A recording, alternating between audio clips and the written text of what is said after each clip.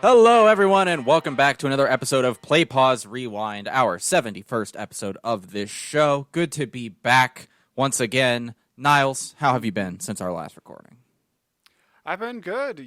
Things are starting to slow down after moving, which is always nice, Mm-hmm. and the unpacking phase is almost done. But yeah, it's been great, and now we're transitioning into fall. Love Yay! the fall season, it's always such a wonderful period of transition, but I've been doing well. How about yourself, Dylan?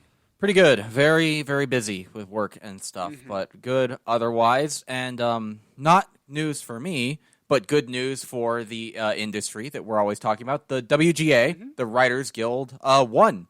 They the studios came Woo! back, and the writers won in a big way. Like, the deal, if you want to read through the details of it, is fucking extraordinary. And they Mm-hmm. won a lot of assurances around the use of AI in the creative process, which is kind of relevant to the film we're talking about today. But important to note, SAG-AFTRA is still on strike as of time of this recording. So if you still want to support that strike, we have a link to do that in the description. And the United Auto Workers are on strike as well now, I Yeah, think. And it looks like the Animation Guild might be doing something similar. So, yeah, uh, lots of strikes. yeah, strike summer is becoming strike fall. So Yeah. Even good like I news all think around. Kaiser Permanente. I think they were a lot of those healthcare workers were going to go on Oh, really? strike. Or yeah, it was like a tentative thing. Like Mm. I don't know the latest on it, but yeah, I remember hearing about that on NPR this week. So yeah, yeah, you're right. Strike season is just it's strike summer, Yeah, strike fall. It keeps going. I'm all yeah. for it. But yeah, congratulations to WGA for doing that. I mean, yeah, Hmm. I'm not familiar with the specifics of the agreement, but that is awesome that they It's got a that kind of yeah. deal. I know they got like guaranteed minimum numbers for writers' rooms, like number of writers. They got Mm. some assurances that like they can't be hired and paid less to punch up a script written by AI. Their work can't be fed into an AI. Oh wow. All sorts of really good stuff. But enough industry news. We are reviewing a movie. As always, we will do a couple minutes non-spoilers, and then we'll transition into spoiler talk for the rest of the episode. So feel free to peace out then if you would like. But this week we are talking about The Creator, the new film from director of Rogue One and 2014 Godzilla, Gareth Edwards, written by Gareth Edwards and Chris Weitz. The movie stars John David Washington, Madeline Yuna Voyous, Gemma Chan, Allison Janney, Ken Watanabe, Sturgill Simpson, Amar Chadha Patel, and many more. And it's a non-IP science fiction film Mm-hmm. following a sort of ex-special forces guy, Joshua, as he is tasked with finding and eliminating this weapon that the AI have. It's a war with AI and robots, basically, and he's tasked with finding this weapon. And it's in the. I won't say what the weapon is, even though it's in the trailer. We'll wait for spoilers for that. Yeah. But initial thoughts, Niles, on The Creator. I thought this was such a cool sci-fi concept. I do love a lot of sci-fi films, Mm-hmm. and they usually I think hit the mark. Sometimes I think that the story can be a little superficial in Mm-hmm. some ways because you're focusing so much on the sci-fi aspect here. Okay. I think this one is a little deeper than some of those other sci-fi films that we've seen in the past. But not to say that all of them have been superficial at all. I think there's a lot of great examples of films that go very deep, like Blade Runner, obviously, like Mm-hmm. the original and the more recent one.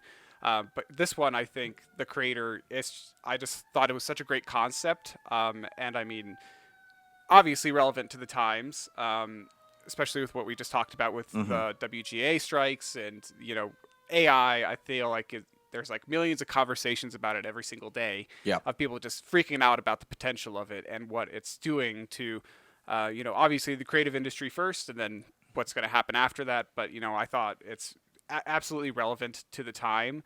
Mm-hmm.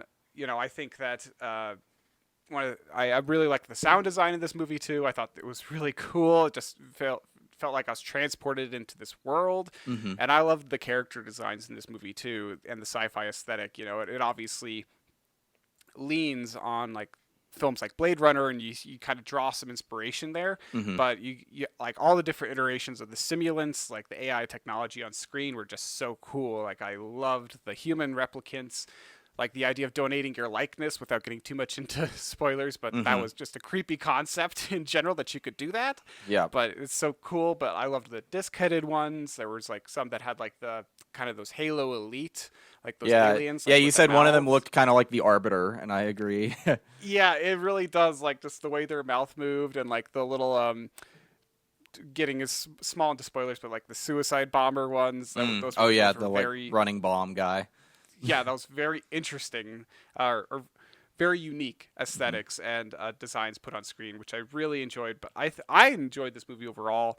What about you, Dylan? What are your initial thoughts? Yes, I enjoyed this, but I do feel like it doesn't quite land the emotional and character elements as much. I love the design of the world, and I think all the different variations on the robots were really cool. The special effects were excellent and blended in seamlessly, especially on those simulants. It had the actual actor's face blended in with like the machinery on the back of the head. I thought all of that looked pretty flawless. Yeah.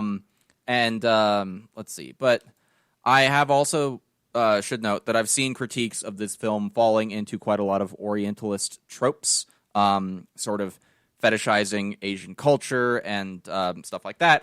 I am not an expert in any of that, so I'm not going to speak on it more than that, but that is important to call out that it sucks that keeps happening. It's a problem a lot of the time. But yeah, I enjoyed it and have had a fun time watching it. I do think, in addition to the character stuff not quite landing, some of the commentary falls a little bit short, and the film's sort of intense sympathy for AI feels a little weird during just the times we're in right now. But the way AI is in this film is different enough from like reality to where it's like whatever, it's a different thing, and we'll talk more about that in spoilers. But overall, I think this film falls pretty much in line with how I feel about Gareth Edwards' blockbuster films generally. Visually, very impressive. They convey scale excellently, but they do not always nail it in terms of character and emotion. I feel that way about Godzilla in 2014. I feel that way about Rogue One, and I feel that about this. But Yeah, I get want that. I want this to do well, though. It is a science fiction movie that is an original concept, not tied to any franchise. So, like, we should all want this to do well, I think. So, it's worth Yeah, seeing on the big absolutely. screen, at least for me. Yeah, I agree with that, and I feel like to a certain extent the script lacked a little bit of substance. I think that the heart of the story is about this man who misses his dead wife, and it's like about that. That's just the driving force of the story, really, Yeah. and that is the emotional core, and it does make you you feel invested in the story in Joshua's narrative because you're like, I'm just interested to see how this works out because he was kind of playing both sides a little bit. He was going to ultimately betray the people that he was living with. But like he had developed this strong emotional connection with this woman, Maya, who was, he believes was dead for 5 years. And then, without getting too much into spoilers. We can talk about it in spoilers. Yeah, we're about there. Let's just transition into spoilers now, if that works. Yeah, let's do it. That. Let's transition. Yeah. You were saying. Yeah, I mean, I think that he just because that is the core of this film, I feel like it focuses a lot on that, and I feel like that there's some things that maybe the script could have dived a little bit more into some of the themes, maybe branched out a little bit. But I am very positive on the film overall, and yeah, like we were just talking about, the super weapon that they are talking about in this film is actually a young child. It's the first artificial intelligence to actually grow from this like fetus-like state and develop, and it's going to eventually have these tremendous weapon or potential to like control all technology on Earth. And like destroy Nomad was one of the big things they were talking about, it being able to do. And I also wanted to just say on the front of Joshua's motivation to, like, with his dead wife, like, I did enjoy that there's enough mystery. It's like, is she actually alive, or is the U.S. military just lying to him to get him involved in this mission? And I thought there was enough going on there, and the way that's resolved, I thought was actually kind of an interesting middle ground between the two. But yeah, Alfie, the weapon, the child, is built by Maya, who was Joshua's wife, and she is the daughter of the original creator and is now the creator herself. It's sort of her role in this AI society, which was kind of interesting. And that Yes. sort of brings us into our first topic about is the role of AI in this movie. So what did you think about all that? Well, obviously it's quite a relevant topic, like we were just talking about, with the current real world implications of AI and where this is going to lead everything. And I don't necessarily think that Gareth Edwards, when he was making this movie, was trying to tap into that cultural zeitgeist around Mm-hmm. AI, because to me, the AI in this movie, yes, they're robots, but I don't necessarily think that the movie's fully like trying to provide commentary on the topic of AI. The AI in this movie are really like foreigners Mm-hmm. in other lands. They're other people, and they Yeah. look a lot like the people that are attacking them. And Mm-hmm. in my mind, the AI is like this. It's this threat in this movie because of like a human mistake, which was revealed that the nuke that was dropped into LA, it wasn't actually an AI attack. It was just a human mistake. And I think the AI in this movie, it's not so much like technology. It feels more of like other people. Yeah, You know what I mean? yeah, it's like the AI characters are very painted very sympathetically. They're fully Mm-hmm. intelligent and emotional beings. Like the simulants and other robots in this have more in common with replicants in Blade Runner than they do with real world AI. Because Yeah. and like in Blade Runner, they are treated as beings that have humanity and which is very different from real world AI, which is essentially just machine learning algorithms. Like it can't actually think, it can't feel anything. It's just a Mm-hmm. program designed to ingest and regurgitate information. And so I agree. I don't think Edwards was trying to comment on like the current situation with AI. I think he was more doing a riff on like artificial life a la Blade Yeah. Runner. Which is why I don't have an issue with how AI was so sympathetic in this movie, despite being like an actual threat in the real world. Not in the sense that it would nuke Los Angeles or something, but in the sense that it will be used to replace people who make things with inferior work, But Yeah. Absolutely.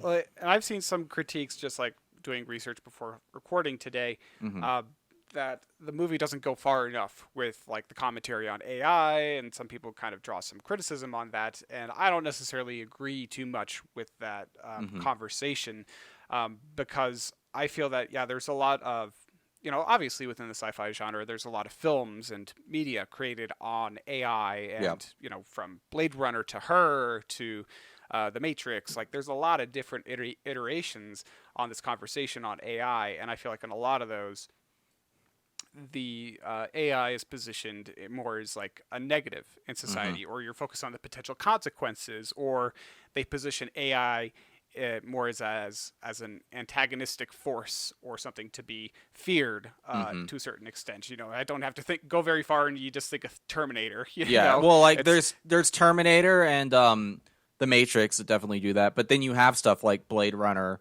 or Her where it's really not the case. They're just like they are characters and they are human despite their artificiality in those stories. And I think that's kind of the point of something yes. like in Blade Runner, like a huge part of that movie is that at the end when the concept is introduced that Deckard might be a replicant, like you're supposed to emotionally understand that it doesn't matter if he is or isn't, because he has learned at this point that there really is no difference between Mm-hmm. the two of them. Like replicant or human, they're alive and they're people. And that's the Yes. point of that. So that this movie falls more in line with that side of things than it does the Terminator Matrix version of AI, I think.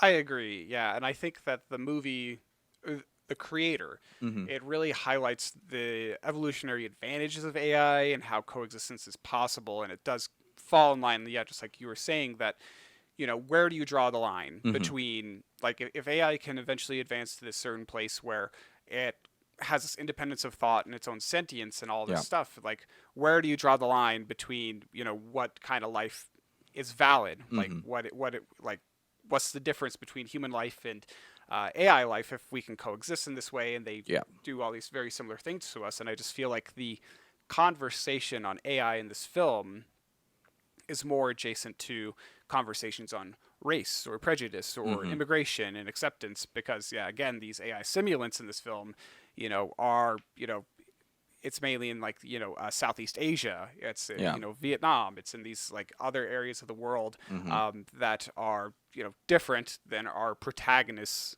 perspective or his upbringing, And it's like, I think the film says that initially, like, AI was kind of everywhere, but it's just in, I think it's called New Asia in the movie, where they have found a way to coexist between humans and AI, and America, being America, is like, no, absolutely not, and we're going to eradicate AI, which I think transitions into sort of the themes the film is actually interested in engaging with. It's not interested in engaging in the real-world issues with AI that we're dealing with, and that's fine, but it is talking about war and imperialism, specifically American imperialism. So, yes, very much the idea that Los Angeles was nuked, seemingly by AI, and then that prompted America to sort of just declare war on artificial intelligence, not the countries that the artificial intelligence is, but AI itself, and basically starts this forever war thing. Very reminiscent of post 9/11 American interventions in the Middle East. So let's talk about that a little bit. Yeah, absolutely. Just like you were saying, it's America in this movie has this unchecked authority to go anywhere and attack anyone with their ship Nomad, because they perceive AI to be this existential threat, this other entity that threatens the existence of life and humanity in America in general. Very similar to how we just invaded Iraq after 9/11, because we just kind of had this mentality that American democracy, American freedom was under attack, our ideals were under attack, and we have been attacked. You see that very much being represented here on screen, of this fear mongering and this need to go eradicate this threat, even though it's like, well, maybe they did attack, but at the same time, does that mean that we need to kill all the AI? Like, what's going on here? Well, and Ken Watanabe's character later in the film says that it was like human error. It was a calculation problem, which isn't really elaborated on all that much, but like that kind of reminded me of the nature of the war on terror, where like America invaded Iraq. The people who did 9/11 were not Iraqi. Yeah. Were, like, the Iraq had nothing to do with it. It was just a justification to invade Iraq.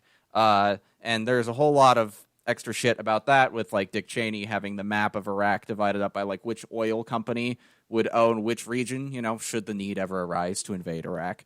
Oh my God. And then you have like George W. Bush wanting to finish what his dad started, and like conquer Baghdad and all that shit. So it's like, it is kind of that element of the war in this is very reminiscent of that. But one element of that commentary that the film does not engage with, and I think it is worse for it, is, or maybe not, but it's the role of business in America's wars. I mentioned the Dick Cheney oil map. It's like, because a massive reason America keeps invading all these places across the world and waging wars is to boost profit margins for defense contractors and oil companies. And that's not an element of America's motivation in the film at all. It seems like, while they're not presented as good or anything, the American military figures do seem genuinely and honestly concerned about this problem. And like, yeah, they're in the wrong, but they're not like doing it cynically. They just believe this is what they have to do, So I think it does fall short of that critique of American imperialism because of that, the lack of that. That is a good point. Yeah, they didn't really touch on that at all. Like, I know that they said that they spent a bunch of money on building Nomad in the sky, and but that's obviously not what we were talking about there. It's an entirely different thing. Yeah. That's well, just, and it could be that that's what they were going for with Nomad. Like if Nomad was run by a private company or something, and the government funded Nomad by giving this company tons of money and stuff like that. And it's like, yeah, that's not what the film is interested in engaging with, and that's fine. But if the commentary is on American imperialism, post like War on Terror, American imperialism, like this is a pretty big element of that they just did not put in. Yeah. Well, and I think there's also like an element to, especially like visually, because the war is taking place in Southeast Asia, mainly like you get these cinematic shots in the film that feel eerily similar to, the war in Vietnam and how we, basically went in there to stop the spread of communism, stop the spread of this idea. And, you can kind of see a very similar thing here where we're trying to stop the spread of AI. We're trying to contain it, and we're trying to get rid of it. And I mean, of course, it does take place in Southeast Asia too, so you get that very direct comparison there. But, I think that, again, going back to kind of this militaristic ego of America, we're just Team America. We have to go out and police the world, no matter what. Like, this is our role as a superpower in global politics, and we just kind of have this tendency as a country to view ourselves as the world, and everything that's external, like all the other countries, it doesn't really matter what happens there as long as it's aligned with our beliefs. And if it's not, then you might be a threat. You might be an enemy. And if you're not with us, then you are with the terrorists, as an actual president once said. I saw someone heard someone in the bathroom after the movie asking, like, where was Europe? And it's like, where was Europe? But actually, if you think about it, they're probably doing what they do in the real world, and it's just doing America's bidding, because that is what Europe does when it comes to geopolitics. Yes. And they're like, they're towing the line, maybe. Just like, we get you, America, but we're gonna sit this one out. Maybe. I don't know. But so I don't know if it's really a good critique of American imperialism in this film. It is trying to say something about it, and on some fronts, I think it succeeded. On other fronts, less so. It's a very blunt metaphor. Yeah, it is. And I mean, I think it is kind of on the nose in some regards, like when they're like his final encounter with Allison Janney's character before her death. Is that the colonel or whatever? Like her. His CO. And she's like talking to Joshua, and she's saying like, you could still like turn around and be like, and like help us out here, and we could frame you as a hero here. And it's very much on the nose of like, we like how you manipulate the story. Like if you're the victor here and you win and you eradicate AI, you can be presented as a hero back home, but you have to make this terrible decision here of like, oh, I gotta kill this kid, basically. Right. But I also, one thing I did like about her character is she realizes like she has the bomb on her back and it's going to blow up. And then when Alfie like stops the bomb for a second, like you do she does seem to have like a genuine moment of clarity. Like, wait, one, out of self-interest, she doesn't want to blow up, sure. But I also think like she's realizing, oh shit, maybe this kid isn't all that bad in that moment. Yeah. But then of course it doesn't. Someone shoots the kid, right? One of the guys shoots the kid, and so the bomb goes off. What a common theme of this movie, yeah. A lot of people get blown up like that. But the element that didn't work as much is the character and emotional elements. They don't totally land, and I felt some of the scenes were almost out of order. For example, there's a conversation, it's in the trailer, where Joshua and Alfie are like riding in a car or a bus or something, and they're having a conversation about how neither of them will get to go to heaven because Joshua isn't good and Alfie isn't a person. He says you have to be a good person to go to heaven, and so neither of them can go. I think it's a solid enough scene on its own. It's a decent conversation, but I don't think their relationship and bond had really developed to a point where they would even be having the conversation. I think that because there's a sequence right afterward where they meet Joshua's like old friend and his now wife, who is an AI, and They hang out with them for a little bit, and then both of those characters get killed. If that sequence had come before the heaven conversation, that feels like it would have made a lot more sense, like because they would have had time to sort of bond and go through this shared trauma at losing these people that they liked, you know what I mean? But it just kind of, that whole sequence felt backwards, you know what I mean? I get that. Yeah, that would have been put it in a different context, their relationship. Because I agree. I think that the Alfie warms up to Joshua, very quickly in this film. And I mean, it's not a big issue because she is a kid at the end of the day. Like, she's growing and she doesn't have a lot of people to interact with. Like, I feel like most of her life she was in that area with the caretaker, basically just watching cartoons and consuming media. So I feel like she is probably starved for some interaction and some friendship. So it is understandable why the trust builds so quickly. But to me, it does feel like it builds too quickly. Like, Josh doesn't do much for her except just like, gives her a name and just like pulls her like along on the journey, and like it's kind of silly that she's so quickly inclined to just jump on the bandwagon. It's like, okay, you're my friend, kind of deal. And I totally understand that rationalization and agree with it from that side of the relationship. But at this point in the movie, Joshua is still like, she's just a thing that he's transporting to him still. But you flip these two sequences and boom, now they even have another reason that they're talking about death and heaven, because these two people that they were hanging out with and that Joshua, one of them, has known for a long time, died. It just like it almost feels like the movie was just edited in a very strange way for whatever reason. But I understand that. I did like the little role reversal between him and his friend, though, when his friend is the one who set him up to like get to know Maya initially and was kind of like, don't fall in love, man. Don't do it. And then he ends up falling in love with an AI lady later on. It's a little flip thing. It was cute. I like that reversal there. I feel like it is reflective of Joshua's change of character too. He starts out so against machines and AI, and then by the end of the film, he has adopted this daughter, basically. Yep. And I like Ken Watanabe's character. He doesn't have a whole lot going on, but he shows up and he says some interesting things sometimes. And I like that he's like, you know what'll happen when the AI wins this war? Nothing. We're just going to chill. We're going to leave people alone. We just want peace. And it was like, in the context of this character in this movie, sure, I kind of believe you. Is that realistic? No. Fuck no. But no. But I buy it for this, for whatever reason. I believe him.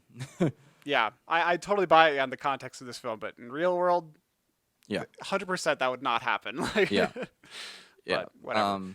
Because a foreign invader like the United States coming to your country and bombing the shit out of you for decades is a very radicalizing force, and it creates new generations of people who hate America, which is why the war on terror is dumb as shit and always was.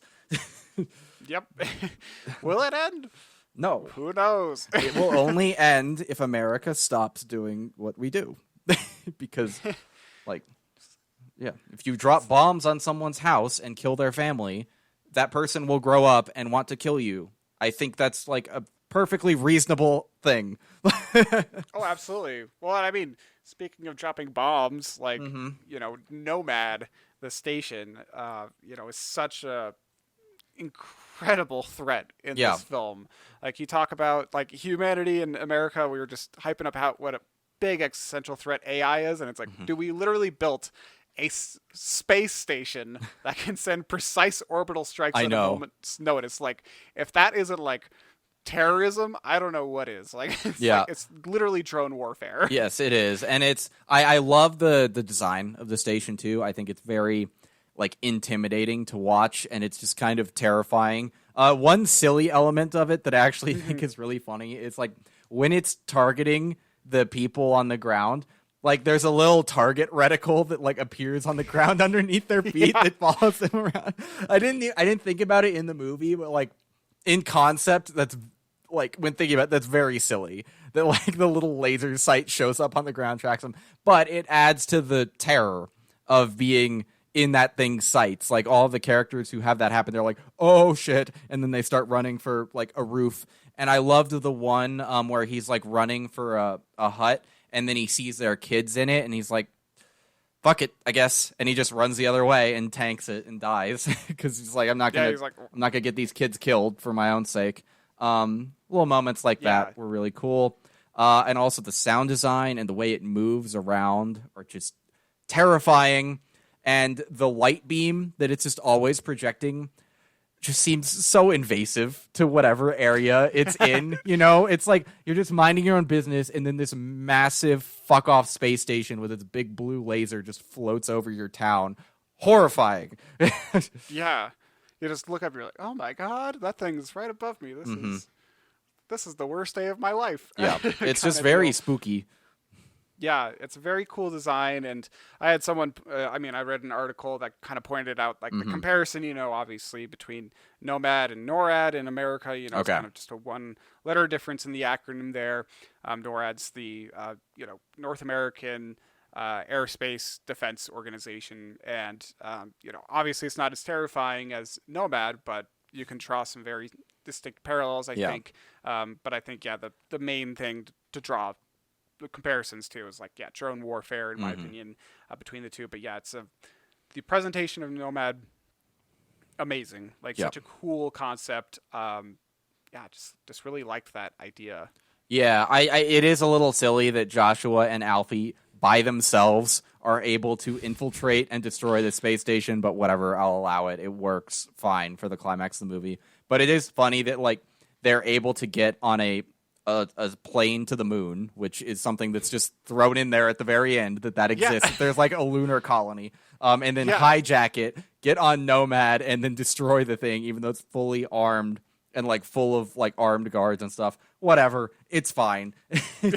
Security dropped the ball, but that's okay. Some of the security, at least in the airport, was AI. So I'm okay with it. But it was a bit odd. But it's not a deal breaker. It's just kind of goofy. I also kind of liked the reveal that Maya wasn't dead, but was also comatose. So like, I guess the military people were kind of lying to Joshua, but she was alive anyway, I suppose. I think it's interesting that the robots needed Joshua to be the one who pull the plug because they couldn't do it themselves for whatever reason. I was a little confused as to why, though. I know it felt reflective of Isaac Asimov's 3 Laws of Robotics. I don't remember all of them, but one of them is very clearly like don't like harm humans. Yeah, basically, like you can't do that. You can see that in a lot of variations like AI narratives, like iRobot and the 3 laws. The 3 laws I think are like the robot can't harm a human, the robot can't harm himself, and the 3rd law is it can't do anything that would cause the first 2 to happen, I think, from memory. Yeah, I can't remember exactly. It's something like that, but it is slightly confusing to have those to have this in their programming because that they can't like pull the plug on her. Kind of makes it a little bit confusing if that's the basis for the 3 laws that, when the AI simulants have no issue killing human invaders or attackers too, I think that kind of creates a weird conflict. Yeah, exactly, because they are killing people like the whole movie and it seems fine. Maybe it's just because she's the creator and it's different for her, or it's an emotional thing and they just couldn't bring themselves to do it. Asimov's laws, though, just to get them right.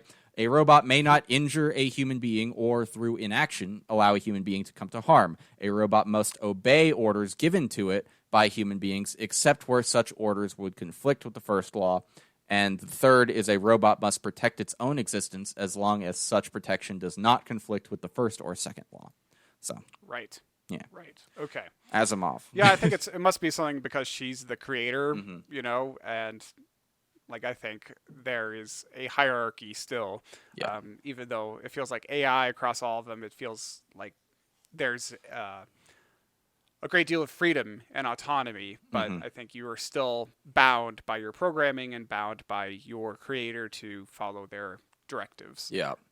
And there was a lot of interesting stuff that was just kind of lightly introduced, like little bits of world building that are probably very interesting, like the donating your likeness element. And all that, like the the fact that in New Asia there is this whole culture of coexistence there between humans and AI. I would have liked to see some more of that because we really don't get a whole lot of it. Most of the movie is focused on this small group of people, which is fine.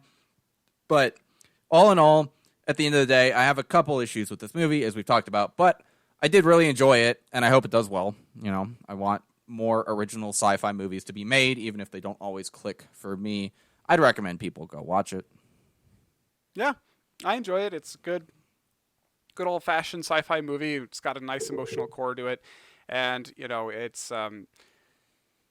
very relevant to the times. And you know, I feel like on this podcast, you know, we tend to review forms of media that have a lot of commentary on America, American history and American politics and the things that we've done. So, you know, I think it's not a problem to be talking about that stuff, and I think it is worth talking about. And this movie, I think, does bring those themes and those issues of American history back up and shines a spotlight on them, and again in a new context that is absolutely something that we all need to reflect on. And yeah, but I am very positive on the movie too. Yeah, I just think that some of those character elements and the emotional beats could have been explored a little bit more.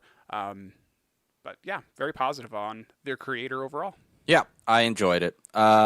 So with that, let's transition to the next section of our show and talk about some other stuff we've been looking at. Niles, what have you been consuming of late? Yeah, I started the Netflix One Piece series the other week. Enjoying it so far. It's cool. Yeah, it's fun. Yeah, it is really cool. Like, you know, I don't know if I'll ever get all into the anime just because there's so much of it. Yeah, there's like 1,000 episodes. Yeah, it's way too much for me. But it is really cool. I like the concept of it. And I mean, just having like, you know, kind of a swashbuckling pirate themed adventure again. Those are always fun, you know? So it's cool so far. And it seems like a great adaptation to live action. Yeah. Which I've been seeing across the board for like this. I think a lot of people, fans agree that it's a good adaptation because I feel like a lot of those animes don't always hit it right. Yeah. Unfortunately. Well, and it's always kind of like, why are you adapting this animation into live action? Like, what's the motivation for it here? And it does feel like this one felt a little different to me than it didn't feel like a cynical remake of an animated thing. It felt like another attempt at adapting the manga, but into a different format, if that makes sense. Like, it's not adapting the anime, it's adapting the manga. Because the anime has a lot of filler because they caught up to the manga several times throughout its run. So maybe they're trying to just, like, make a tighter adaptation of the manga and are trying out a different medium to do so. But yeah, maybe I see that. I also started a little bit of the new season of Futurama that's been dug out of its grave and pulled back up into the how many times has this happened now? This is like the third or fourth time, I think. Oh my god. Yeah, because the show just keeps coming back because they know that it people like it. And I love these characters. It's great. I'm not as warm on this new season so far. It just kind of feels like a repeat of stuff they've done before, but you know, it's new stuff, and I'll keep watching it until I'm not entertained anymore. Yeah. But that's most of the new stuff I've been doing. What about you, Dylan? What have you been up to lately? So I started Castlevania Nocturne, which is the newest iteration of Netflix's Castlevania anime stuff. It follows Richter, who I guess is a descendant of Trevor and Sypha from the original show. And it's set during the French Revolution, which is cool. I like it so far. I've only watched the first 2 episodes, but if you liked Castlevania, I feel like you'll like this. And I am glad. I think we did an episode on Castlevania Season 4 a long time ago, and I think I said in that, but I'll reiterate, like, I'm glad that they have gone the direction of not stretching out the original show for, like, way too long, but rather reinventing it. And following different eras. I almost feel like Netflix Castlevania could go like with the Assassin's Creed approach and just have a different Belmont in a different era of history and the world.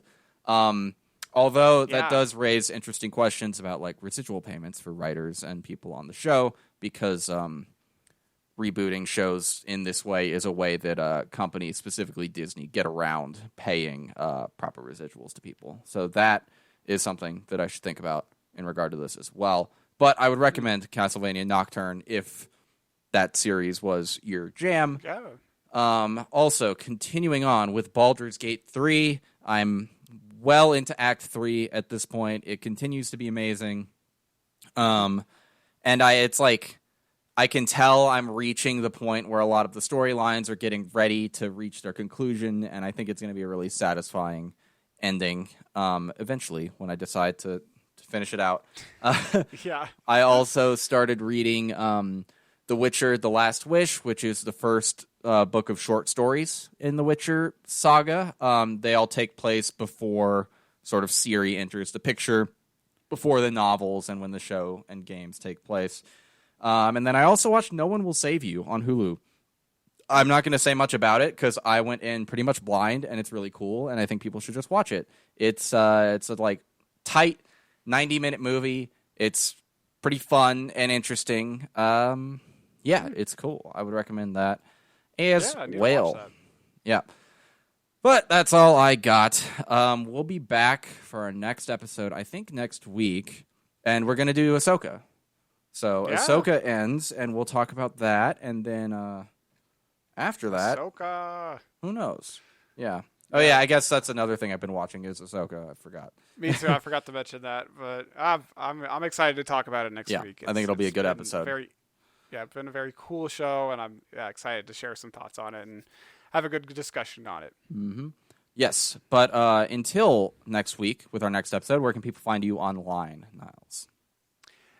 On Instagram at Niles Got No Styles. What about you, Dylan? Where can people follow you online? On Instagram at DylanD1026, on Twitter at D-Day Movies, on YouTube at D-Day Movies, and on Twitch sometimes at D-Day_movies. Thank you all so much for watching or listening. If you liked it, please like the video, subscribe, share it with your friends and family if you think they would enjoy it, and we'll see you guys next week for another episode. Thank you all. Stay safe. Have a good week. Bye. Bye.